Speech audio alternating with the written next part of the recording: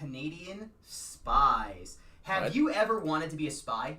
Of course, who hasn't? I've always wanted to be a spy. I've just been a huge fan of James Bond when I was a kid, and now we have the chance. In Ottawa, there's an escape room known as Escape Manor with a game called The Recruit, where the puzzle is so hard that only one person has successfully completed a game. And at first, I thought that was outrageous, because we've talked about success rates, we've talked about how hard a puzzle game should be, and this is way too hard. But it's in Canada. It is in Canada, and it's still a little bit different, because solving and completing this game can get you a job to work for Canada Security and Intelligence Agency. Completing this game in Ottawa, this game is actually a recruitment ploy to get people to become Canadian spies. That's pretty cool. Right? So, Tom, That's this is my cool. formal resignation. I'm going to be flying out to Canada next week to fulfill my dreams of being a Canadian James Bond. Good luck with that. We won't miss it. Only one person has actually completed it. So that's how only one person so far has become a spy. So I've also never seen like this, using an escape room as like a job recruitment tool. I've seen that. We've covered it on Puzzle Talk before you were hosting. There was like an electrical engineering company that was using a mobile game as like a recruitment game. I've seen it before, but not to this extent where you actually get a government job like that. That's pretty sick. Do you think they do the background test after you complete the game, or do they waive Probably. the background test probably. afterwards? Yeah, it's like on Shark Tank where it's they always say like only 20% of the deals that close on TV actually close because once they do due diligence, they find out that like half the contestants lied their asses off. Ah, I see. So that makes sense. I'm sure they still have to do the background checks. Name, please. What's the name of the company? So this is called Escape Manor, and this is called The Recruit. Escape Manor, The Recruit. Yep. That's awesome. In Ottawa, Canada. First community topic of the day, and we already got a thumbs up from Tone. We're on a hot streak, guys. That's cool. That's cool. So if you're interested in being a spy, update your passport and head on down to Ottawa, and then let us know how the game goes. Don't give me answers though. I'm trying my hardest to be a spy. Did my hand in the military, now I'm ready to be a spy. And, even so, like, even on the difficulty rate, other countries still do have competitive games. Mm-hmm. Sure. It's only the U.S. where we've become a bunch of bitches that all need to win. Damn, he said it. So said it. Sorry, I'm inspired by Ricky Gervais last night. I still haven't seen it. I've been seeing clips, and it looks like it's phenomenal. You're so right, though. I think 2020 is going to be the return to form where people could actually say things. Yeah, because I think a lot of people are kind of losing their care. I don't know if it's losing their care. I think it's about time that people had a license to actually speak without fear of losing their lives. Yes. Cancel culture is what that is actually called, where someone gets canceled because of something they do or say. Well, look, like there's certain things that, in my opinion, are line in the sand moments. Yes, absolutely. I will still 100% stand by, for example, ABC firing Roseanne.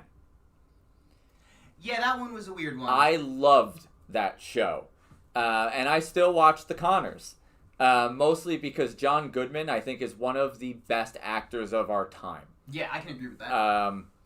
The rest of the cast is a little wooden, and a lot. Actually, the girl, I always forget her name, but the girl who plays Jackie is a very good actress too. But like the girl who plays Becky is like a cardboard cutout could outact her.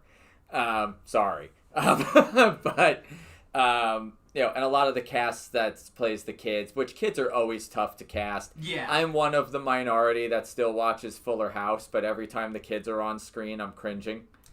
I have literally never seen an episode of that show. It's in its final season. It went 5 years. Yeah, because that didn't get announced. That announced when Netflix was first coming out. Yeah, that makes... Wow. Yeah, well, no, it's a lot later than Netflix first coming out. But Netflix has been around for much longer than 5 years. I keep forgetting how long Netflix has been out. The current iteration of Netflix is what is fresh in my head, because I remember when Netflix came out, they had the live streaming and then also the DVD options. Well, yeah, and the streaming, but it was when Netflix started getting into original content. Yeah, when they were putting out, I think Fuller House was one of the first ones. I'm trying to Yeah, the Orange is the New Black. Yep. You had the Marvel shows like Daredevil and Santa Clarita Diet, all that stuff. But yeah, the I have a guilty pleasure of watching Fuller House. It's very nostalgic for me from when I was a kid at my grandmother's on a Friday night, watching the ABC lineups and all that stuff. But back to the point, though, like the comment, that tweet that Roseanne had made, that's not freedom of speech. You're just intentionally drumming up controversy, and you work for a major multi-billion-dollar company that you're representing. Yep. I get that. But there are certain situations where... But then, I don't know, on the same token, I sit there and say to myself, like, we've provided these platforms, like Twitter and Facebook and Instagram. Do we have a right to regulate what people say on them? They're supposed to be an open forum of public outspoken ability.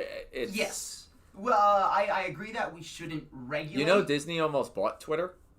Oh God, could you imagine the new Disney symbol being the Mickey Mouse, or the new Twitter symbol instead of being a bird being just Mickey Mouse ears? Well, they pulled out because ultimately they didn't want to be responsible for controlling the rhetoric on Twitter. That's what they would have to do to keep their image as a company as well. Because there's a fine line between freedom of speech, and then there's also a fine line between hate speech. And the problem I very often find myself siding, though, with comedians on this stuff because they're supposed to have the freedom to go on stage and present their performance. And regardless of what they say, I always kind of take it to like... if I don't like what I hear, I'm never going to pay for a show again. Right. 100%. And that's what it all should boil down to. Enough people don't want to go. That person's not going to sell out arenas anymore. They're going to go away. I've been very outspoken throughout my life on how art in all of its forms should not be censored. I feel like art as it's made should be presented as it is.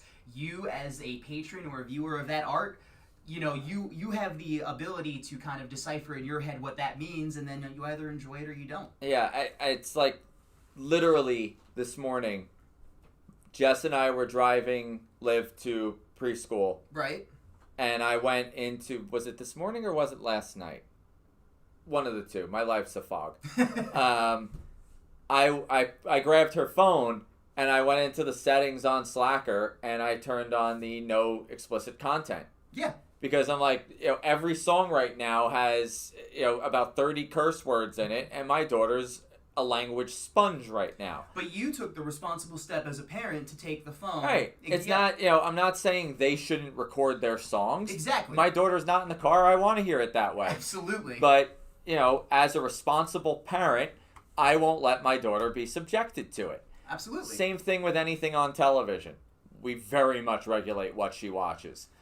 And I don't see that changing in my house anytime soon. It doesn't mean that I say that can't be on TV. No, it's you doing the responsible thing and kind of making your own censorship. And that's what most parents should do. A great example, and holy cow, I just realized how kind of off topic we just got. So with that, we're going to... And we hope you'll join us next time, 1 p.m. Eastern Standard Time. Subscribe to our YouTube channel if you haven't below. Like, comment, subscribe.